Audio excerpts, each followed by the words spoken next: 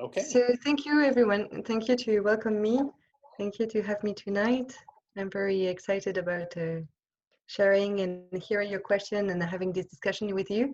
Uh, okay, I'm going to share a PowerPoint because seeing me just in front of you like this, it's not easy. I prepared some slides just to support the discussion. As you can see, I have a French accent. So I hope you can understand. If there is anything, don't hesitate to ask if I can repeat. Or okay. Can you see? Yes. Okay. Yes. Good.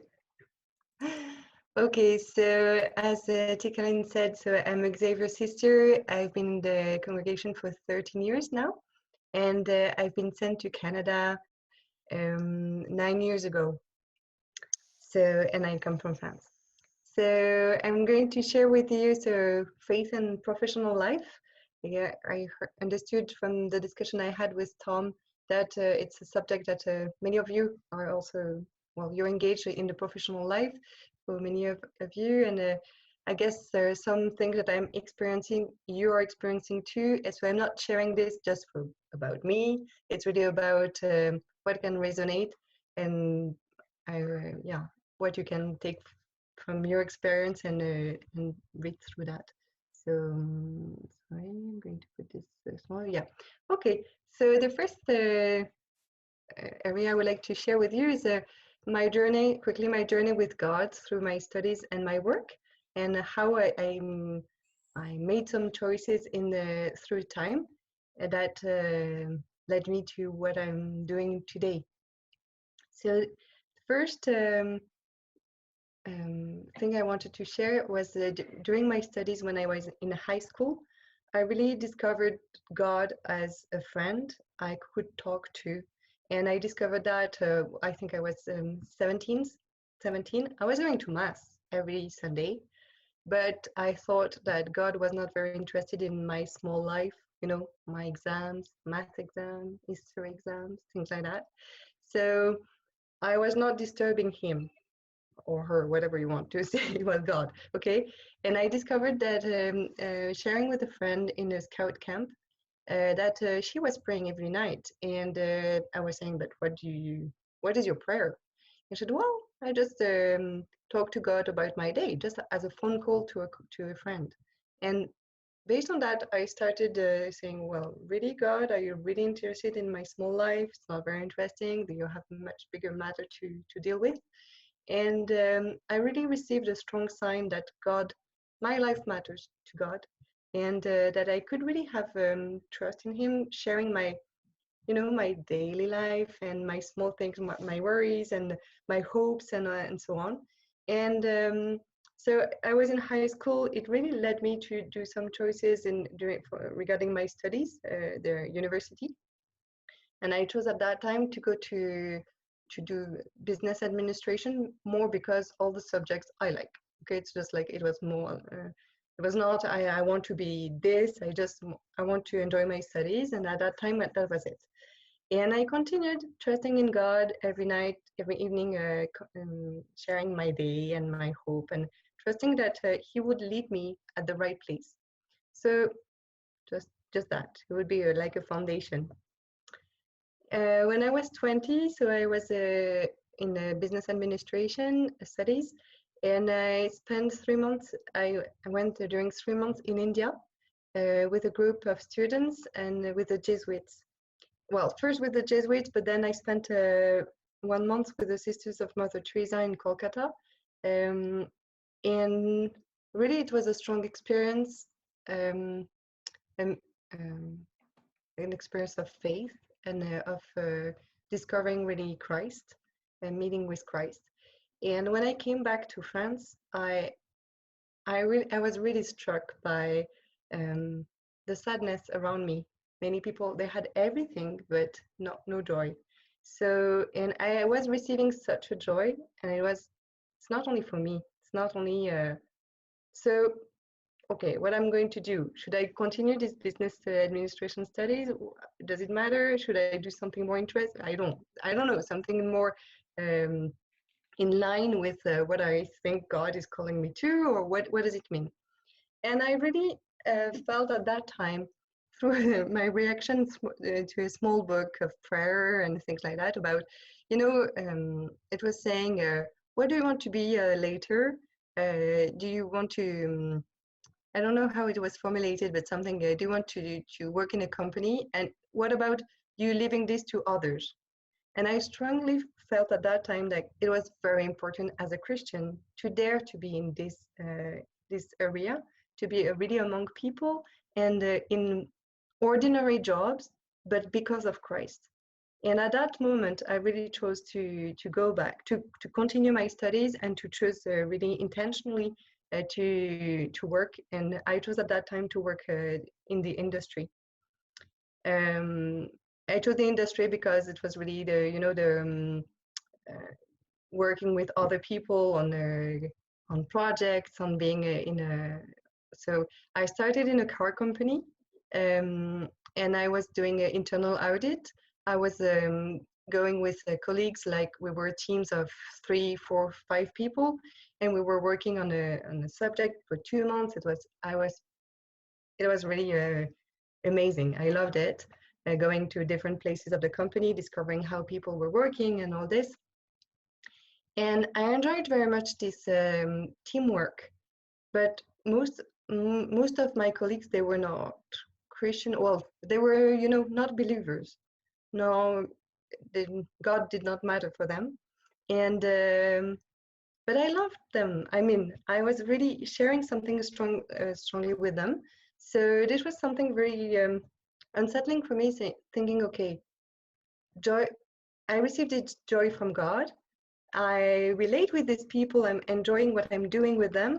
But what about, at that time we were talking with friends about being saved, being redeemed, and well, these words, but mostly it was about receiving this joy. And I strongly felt that this joy was not only for me. And so it was something that I was dealing with, and about being a missionary in with my colleagues and so on. But what does it mean, and how it and I really discovered very quickly that it was very delicate. Some people reacted because I was not trying to convert them at that time, really, but I was just very open. Yeah, I went to mass and so on, things like that. And some people really reacted very badly, and it has a strong impact on our teamwork at some point. So I discovered that sometimes I had to be a little bit more silent. Didn't mean that I was being completely silent. They knew I was a Christian and they were coming to me. But at that time, it was really, okay, what does it mean being a Christian among the others? And having this desire for them to know Christ. So I journeyed with this question. And at that time, I had started to have this question about religious life, about spending more time with God, for God, really consecrating my life to God. And so it's a different story, but I mean, it was really at the same time, it was really nourished by all these questions about my work, and these questions around what is the economy being for the human being and not the human being for the economy. So I had a lot of questions like that, and I was sharing with other Christians. Through this, I met the Xavier sisters because of this group. I was part of a group of reflection about the economy, young Christians, and one led me to the Xavier sisters. I didn't know they were sisters at that time, but when I met one of them and then others, I really strongly felt that it was my family. I felt at home, and I resonated very strongly with their kind of motto. It's a kind of passionate about Christ and passionate about the world. And it was really something about a bridge. And the more I discovered them, the more I felt, okay, this is something I relate. So I entered the Xavier, and so I went through the different stages of religious life. I'm sure you're very aware of that, thanks to Christine. So after the novitiate, the 2 years of novitiate, I stopped working, And after that time, I had discussions with my general superior about where would I leave the mission, because with Xavier Sisters and all the apostolic nuns, let's say, we are sent in mission by our general superior in the name of Christ, but this is the mission. So for us, it's really in a discussion with the general superior. And at that time,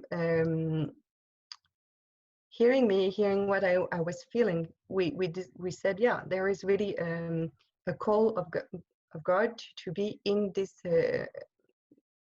place of mission. That will be a company, an industrial company. And at that time, I was able to go back to the car company where I was before the novitiate. So I continued. I had a discernment to make at that time after the internal audit. It was over. So I chose at that time to go to the IT world because I really felt that IT was everywhere for the best or for the worst. And I chose really to try to serve through that because I strongly believe that we could serve the others in the company through IT. So it was a challenge because everywhere it's a challenge with IT, but that's it. I learned a lot. I enjoyed a lot working on projects with the other colleagues. After 2 years, my general superior asked me to join the community in Montreal, in Quebec, because the community there had to be renewed and needed more new people. So, and I was able to immigrate. So I did that. Well, I went through the process as anyone, as a really immigrant. Maybe some of you knew that. So trying to find a work permit, I was very naive. It would be easy, but it was not easy. And then once I got the working permit, it was easier. And I started working for Bombardier Aerospace. And at that point, that's where from IT, I started as a people change management agent in IT. And I enjoyed this work. I really enjoyed this work. The company, it was another story. It went really through a lot of turmoil, as you may have heard about this company that was always going through crisis. And I was laid off at some point with the half of IT. I was rehired by another department. Well, all these things as all the others, actually. But I had also a great moment too. After 5 years at Bombardier and 6 years in Quebec, in parallel, I was also discerning about my final vows, so my commitment forever with Xavier. And so for that, we have 1 year of not really discernment, but step back and also thinking about what we have lived since we entered and so on. And I was asked to go back to France to be able to meet with others that were preparing also for final vows. And at that time, it was the first time of my life, someone else found a job for me, and it was a job in the church. And I was working for the bishop of a small diocese, part-time, and but just giving all the competencies I had acquired in the past years, but for the church. It was great, really great to have this opportunity. It was 9 months, and after that I took my final vows. It was in August 2018, and after that I was sent back to Canada, but to the community here in Toronto, find a job, blah blah blah, and now I'm working with Ontario Power Generation as a people change management lead again. So that's a little bit of my journey, and as you can see, so really work and really for me, God is leading me through all this. So in the mission, really for me, the joy and what is really something that is deep inside, really I'm very mindful that this is what I believe. So sorry, I guess you cannot see because this. Okay, so this is an extract of our constitutions, so like a rule of life. And I really enjoyed this first paragraph. So the mission for us, it's about to know and love the world where we live, striving to make it more human, to lead it more toward Christ. Always remember that we do not belong to the world, but also we are for the world. In another way, also we describe the mission is to build links between the church and those with whom we live and work, having respect for the Spirit who guides each person towards true freedom, and true freedom is God. So these are really, for me, the main, the deep roots of why I'm living this mission in my job, in my day-to-day job, in professional life. And so the Xavier, we are named after Saint Francis Xavier, who went to live the mission in India, Japan, and then China. Well, the doors of China. And someone wrote a theater play a few years ago, and I love this way of describing the way to go, and we feel that sometimes we bring Christ, but actually it's Christ coming to us. And for me, this is what I strongly believe, and my prayer to God always is, to whom are you leading me? To whom are you sending me? And maybe there is only one person you want to touch, and it's you know it, but I don't know it. So, and I think the main thing is always about converting myself, being always more to let the gospel go in me more and more through this. Okay, I have this image of the small stone in the sea, and with the other stones. So that's something that is. So far, so good. Do you have questions? Do you have a? Sorry. Good. Okay, continue. Okay. So now some challenges, and I guess so.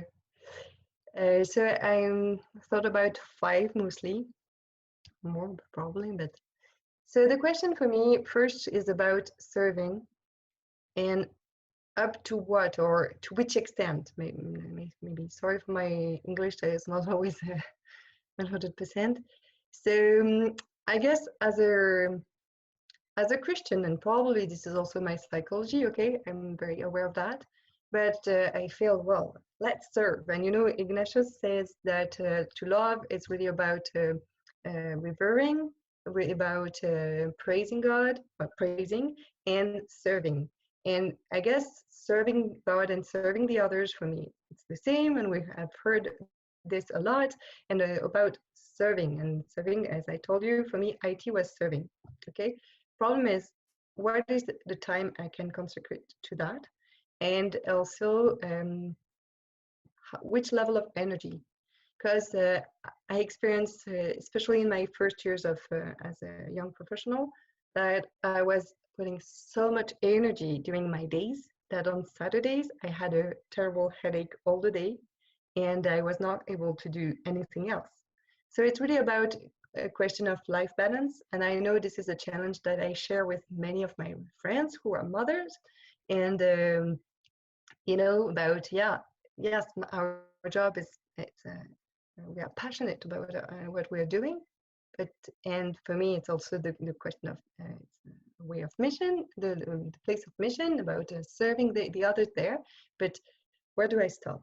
And so it's a challenge, I guess, especially because when you say about being a missionary, you never stop. But yes, but there's also the community life, there's also my personal life, prayer, and prayer that is nourishing everything. So that's one challenge, I guess, that I'm not the only one facing.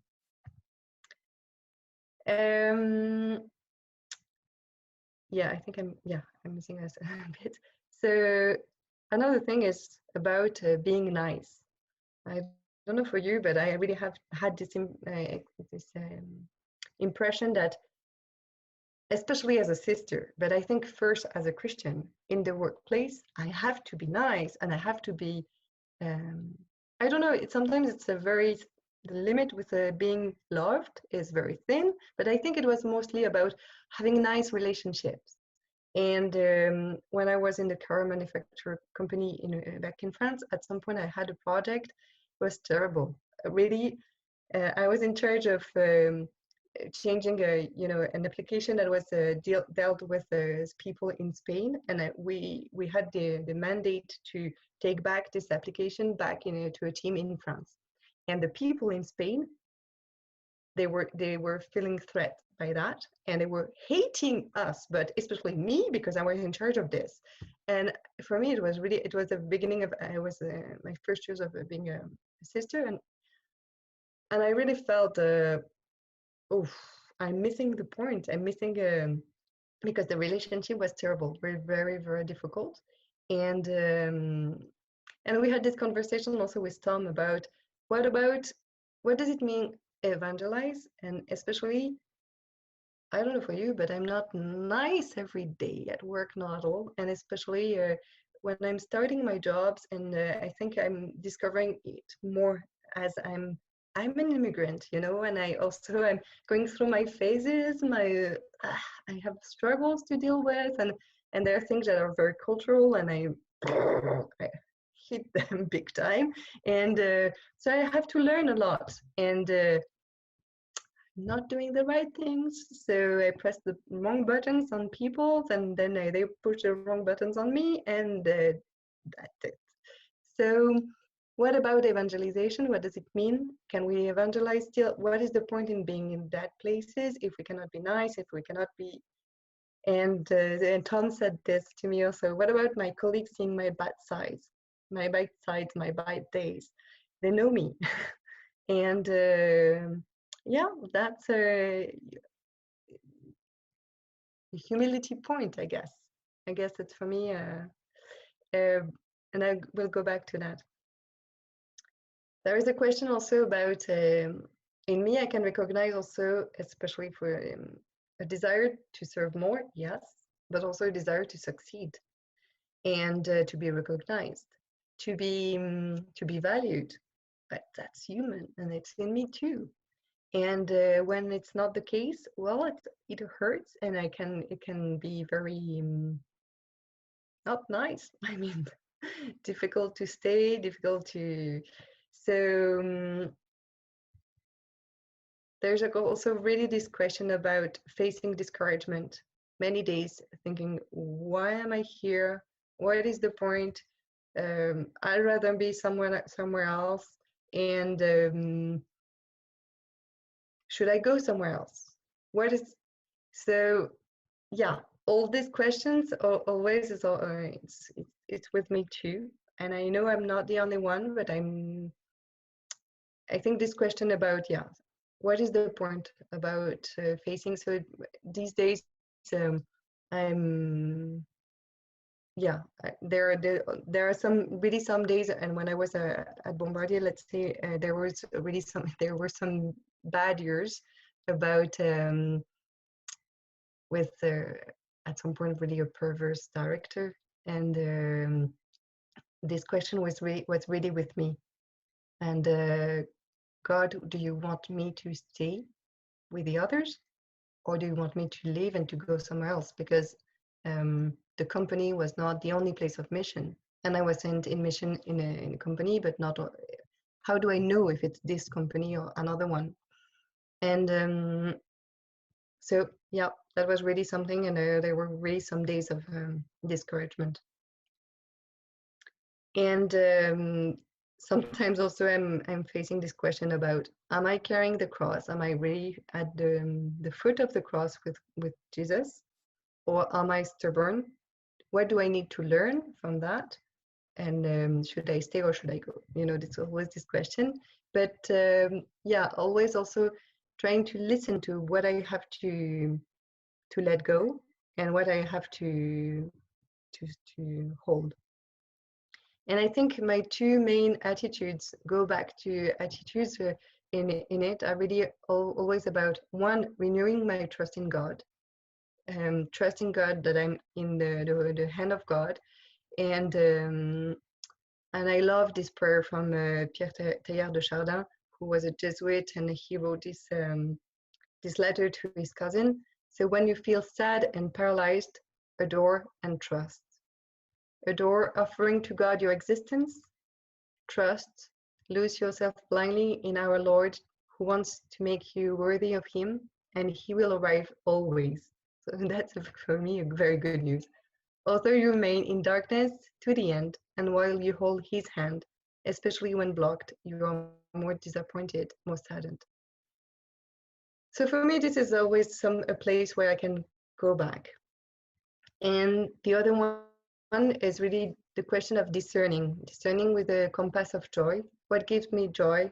When I'm not in joy, when I'm not feeling it, is it really not there at all? What is the spirit which is leading me? And St. Ignatius of Loyola, you may know the exercises. And for me, it's really a great help. And he says something about recognizing the movement produced in the soul, the movements that are good to admit them, and those that are bad to reject them. And good movements are always linked with joy, but deep joy, not the surface one, but deep ones. And for me, it really helped me to, at some point, to be able to stay in places where it was not pleasant to stay, like at Bombardier, when the company was going through so many crises.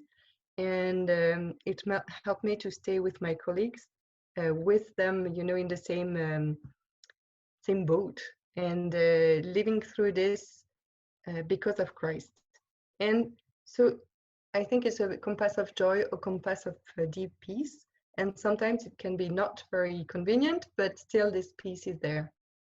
So I felt that it had still meaning to stay there, and I was able to do so. And at some point I had 2 great years, and I was able to serve through, when I go back to success. I had 2 great years at Bombardier at some point, with a great director. We were able to give a lot and to make things move, and it was amazing. And of course it's better, I felt better. Of course I felt, but I think God was through all of this. It was not only in these 2 years. So it's really trusting that God has a plan, a strong plan, and He wants for me life, and life fully. So yeah, my toolkit, I think it's really about, on a daily basis, it's really about the Alliance prayer in the evening, renewing my commitment and my trust in God every evening, letting go and praying for the next day, offering everything. More or less monthly, a day of silence. This is, for me, this is really key. And actually I started way before being Xavier. I started in my first years, professional years, when I was, I felt that I was, at some point, I was very angry with the questions about salary and things like that. And at some point I said, okay, I need to take a step back and, go back to God. And I really felt that having a day of silence, prayer, sleep, was really helping me to stay grounded. Spiritual direction, also more or less once a month, also to let what I told you about these movements, telling them to someone else. It's not about my spiritual director to tell me what I should do, but listening to me and the way I'm telling them, telling him, her, these movements. Usually it helps me to see more clearly where is really joy.